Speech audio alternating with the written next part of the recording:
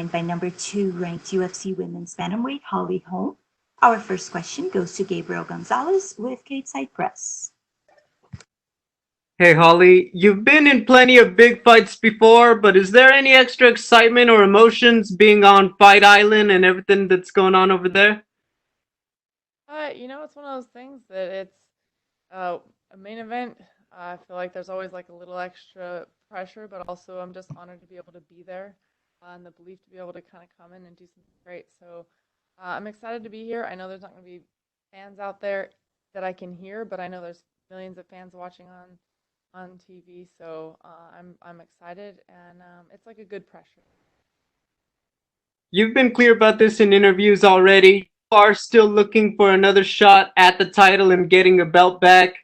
Do you think that this is the one you need to get another shot at Amanda Nunes, or do you feel like they will have you fight an Aspen lad before you get another crack at it? All I can do is do my best to fight and see what doors open for me. And all I know is that this fight is what I need to focus on and do my best in order. The better I do in the fight, that's the more promising for, title shot after that. So the best I can do in this fight is what's going to matter. To shift gears a little bit, obviously Amanda is fighting Megan Anderson. You have experience fighting both of them. How do you see that one playing? They're both tall fighter. I mean, Megan's real tall. Definitely different styles. I mean, I always say anything can happen in there. I feel like Amanda's definitely going to, be victorious, but that doesn't mean something couldn't happen. Anybody has a puncher's chance. People are wondering if Amanda wins, if that could be it, the 145 division for the ladies. You fought there twice before. Out of curiosity, has the UFC reached out to you about featherweight fights since the last time you went up? I just train, and when the fight gets scheduled, I say, okay, my management kind of deals with that. So if they've talked about it, I couldn't tell you yes or no.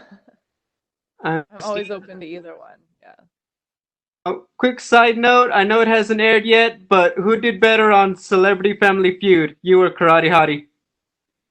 Oh, I'd say it's a draw on that one. I don't know.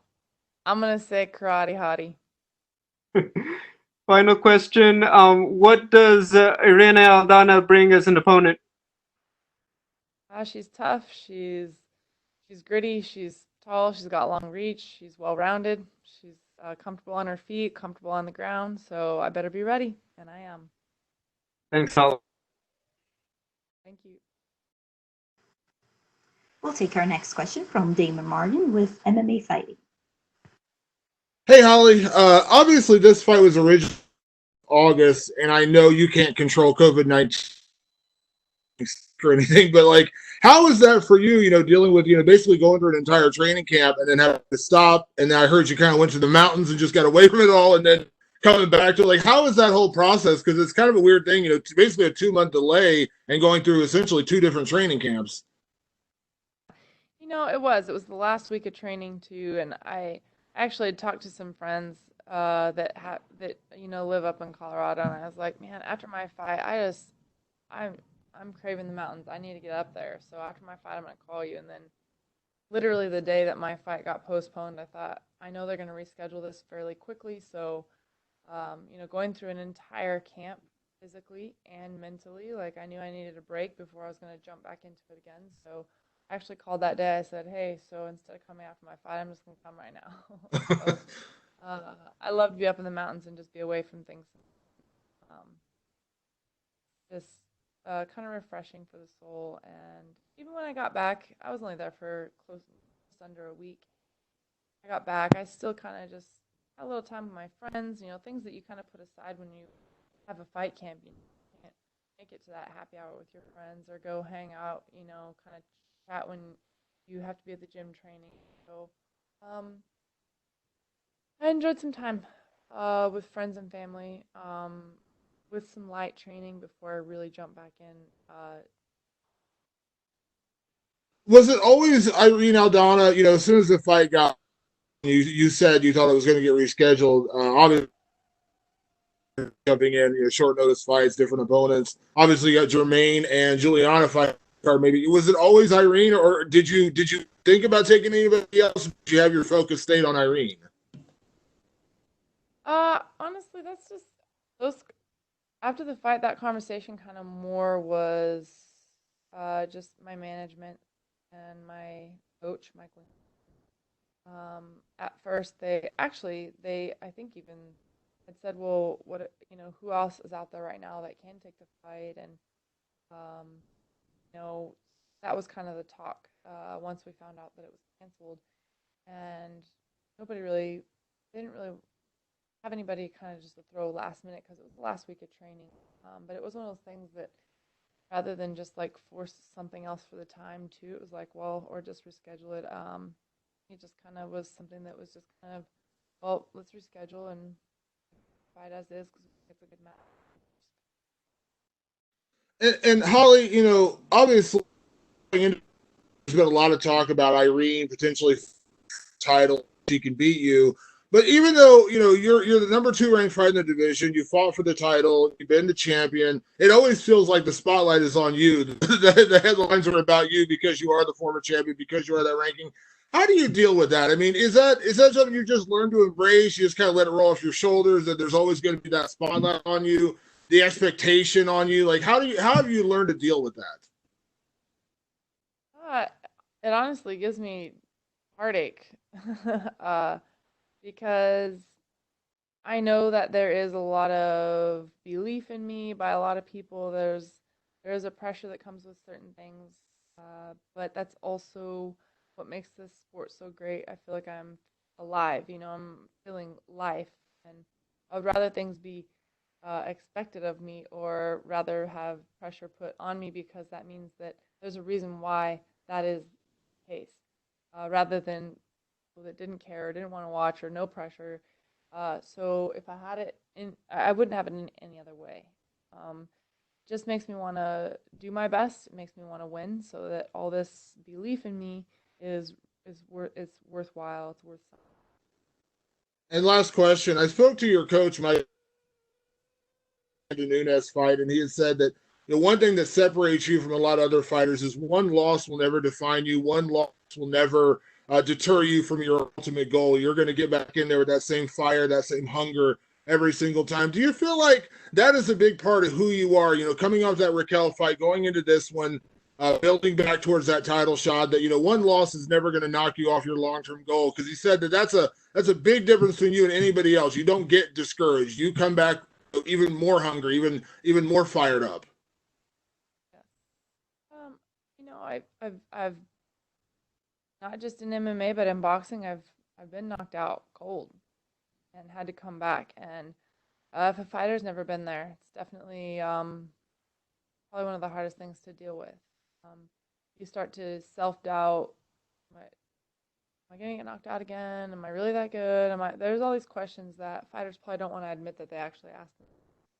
But it's even to get back in and spar for a while, you're like, oh, okay, yeah, I can actually like spar. I'm all right. Like, kind of build that back up and take a fight. Like, yeah, I believe I can do it. And it's like, am I telling myself I think I can do it, or do I really think I can do it? And there's a lot of demons you can battle in your own mind. And I'm a firm believer in the fact that you can feed yourself whatever motivation you want. If you keep questioning yourself, then it's going to come out in your performance.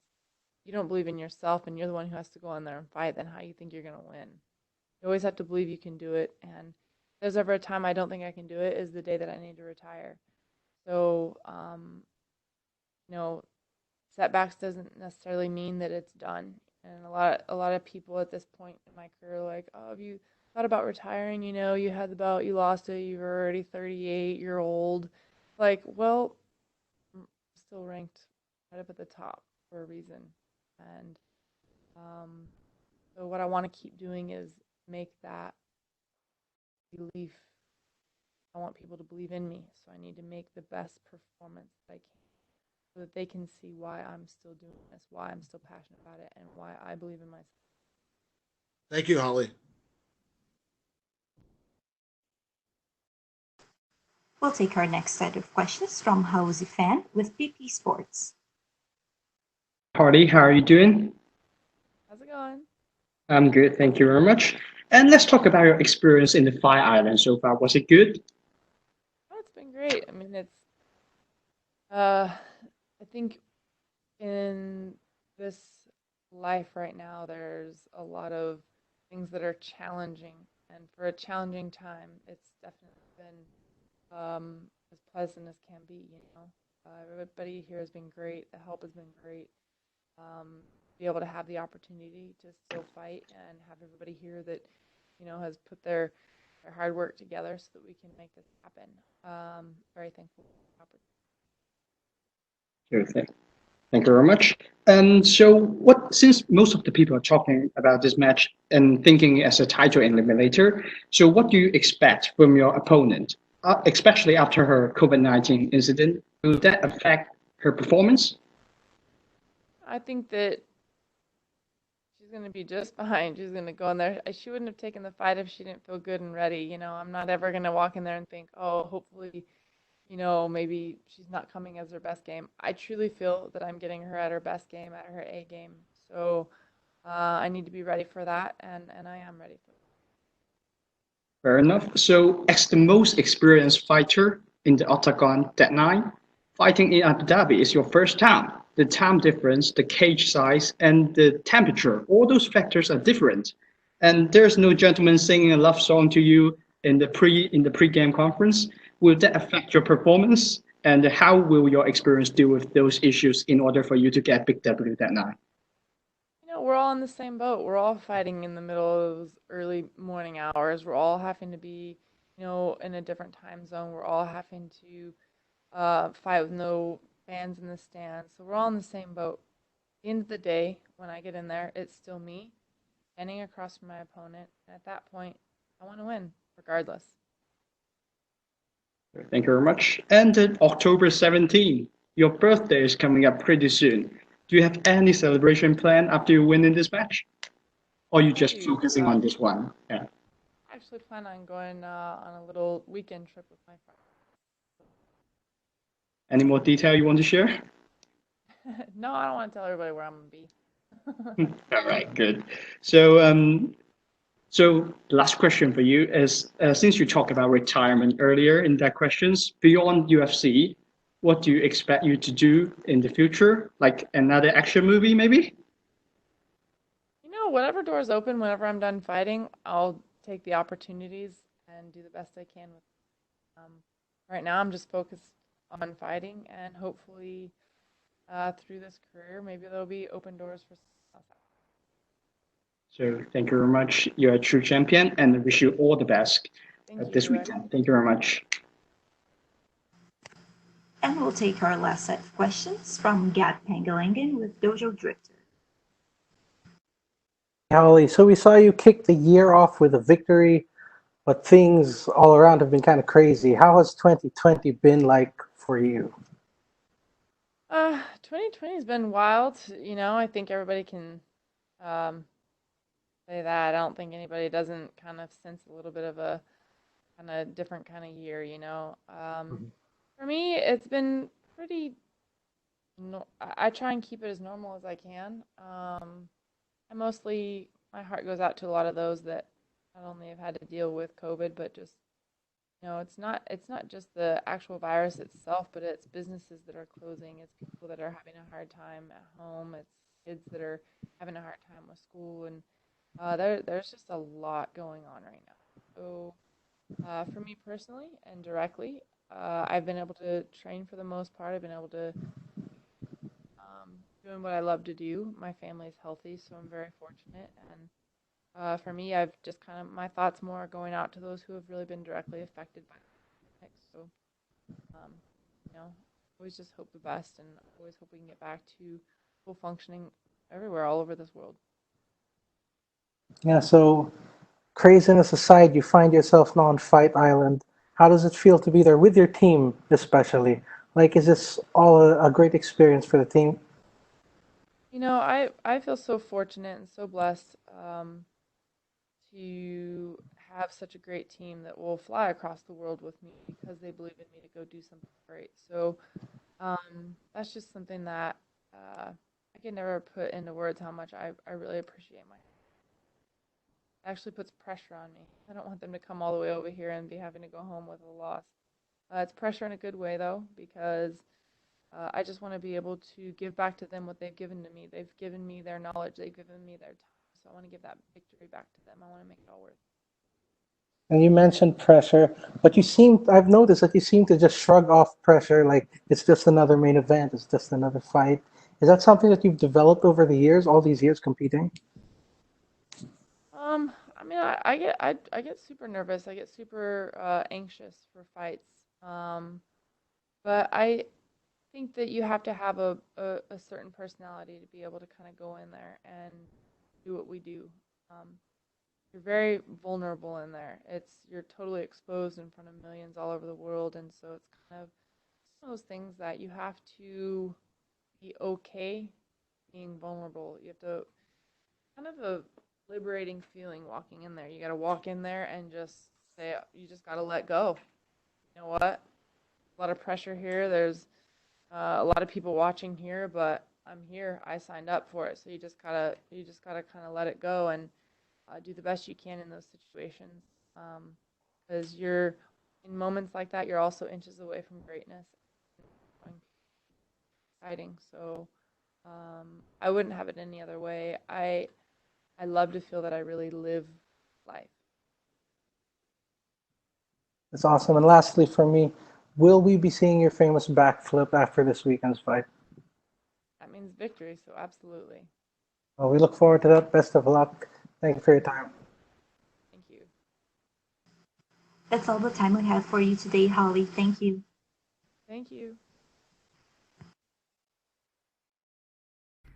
Hey guys, this is Praveen the Boss. Thanks for watching our video. Click on the subscribe button to catch all the latest videos from MMA India Show and MMAindia.com. Thanks. Cheers.